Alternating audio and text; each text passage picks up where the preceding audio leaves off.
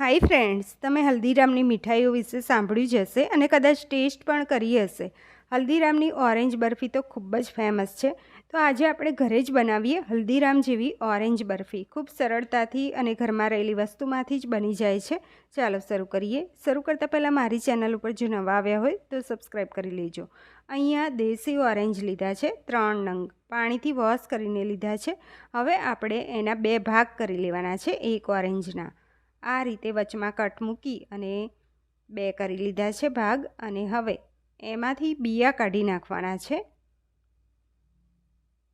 આ રીતે બધા જ બિયા કાઢી નાખવાના છે નાઈફની મદદથી.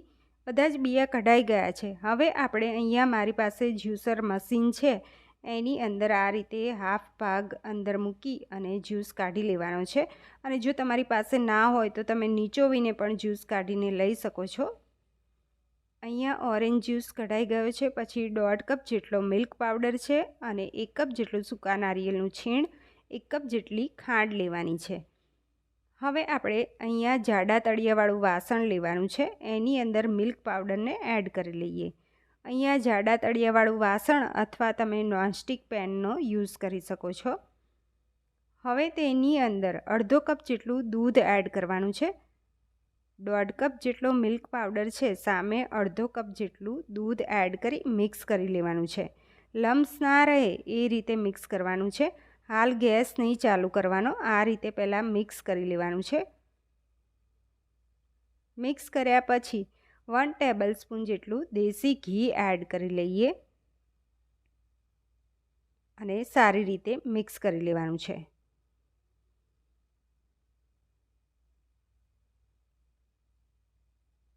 જો અહીંયા સરસ મિક્સ થઈ ગયું છે. હવે આપણે ગેસ ઓન કરીને આ કડાઈને ઉપર મૂકી દઈએ અને ગેસની ફ્લેમ સ્લો રાખી 2 થી 3 મિનિટ આ રીતે મિક્સ કરતું જવાનું છે અને કન્ટિન્યુ ચલાવતા રહેવાનું, એટલે જે થોડા ઘણા લમ્સ હશે એ પણ નીકળી જશે. જો એકદમ સરસ સ્મૂધ તૈયાર થઈ ગયું છે મિશ્રણ. હવે આપણે એની અંદર ખાંડ ઉમેરી લેવાની છે 1 કપ જેટલી. અત્યારે તમને વધારે લાગશે પણ પછી બીજી વસ્તુ એડ થશે એટલે એકદમ પરફેક્ટ માપ સાથે આપણી ઓરેન્જ બરફી તૈયાર થશે. આને ત્યાં સુધી મિક્સ કરતું જવાનું છે જ્યાં સુધી ખાંડના ક્રિસ્ટલ દેખાવાનું બંધ થઈ જાય ત્યાં સુધી મિક્સ કર્યું છે. 3 થી 4 મિનિટ જેટલો સમય થયો છે અને જો એકદમ સરસ મિક્સ થયું છે. હવે તેની અંદર આગળની પ્રોસિજર જોઈ લઈએ.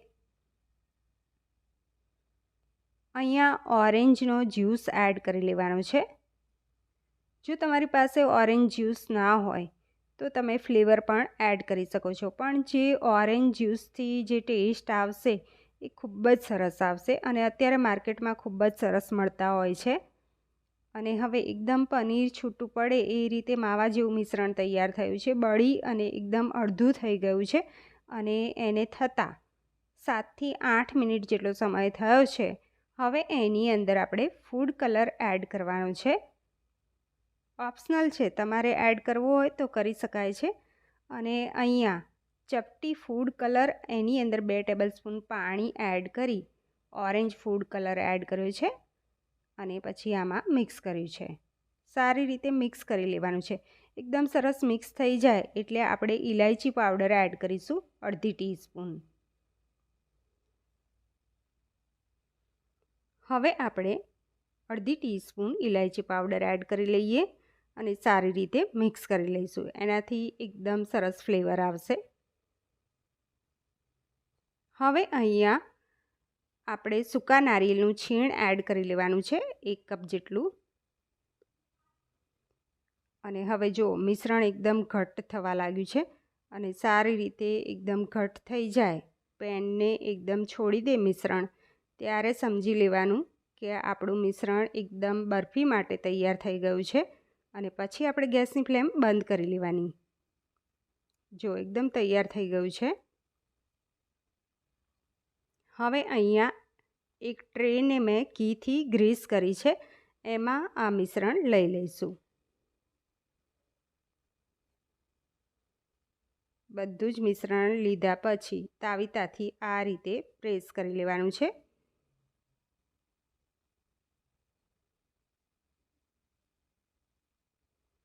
હવે અહીંયા વાટકીને પાછળથી ઘીથી ગ્રીસ કરી છે.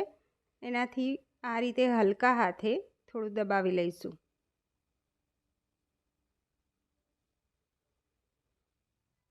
પછી ઉપર પિસ્તા અને બદામની કતરણથી ગાર્નિશ કરીશું.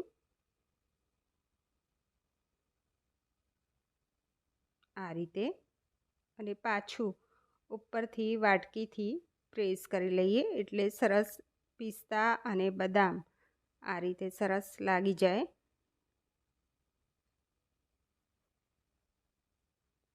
હવે એ ઠંડુ થાય પછી આપણે કટિંગ કરીશું. અહીંયા સરસ ઠંડુ થઈ ગયું છે અને કટિંગ કરી લઈએ. 2 થી 3 કલાકમાં સરસ ઠંડુ થઈ જાય છે. હવે કટિંગ કરીએ અને આ રીતે સ્ક્વેરમાં કટ કરી લેવાની છે.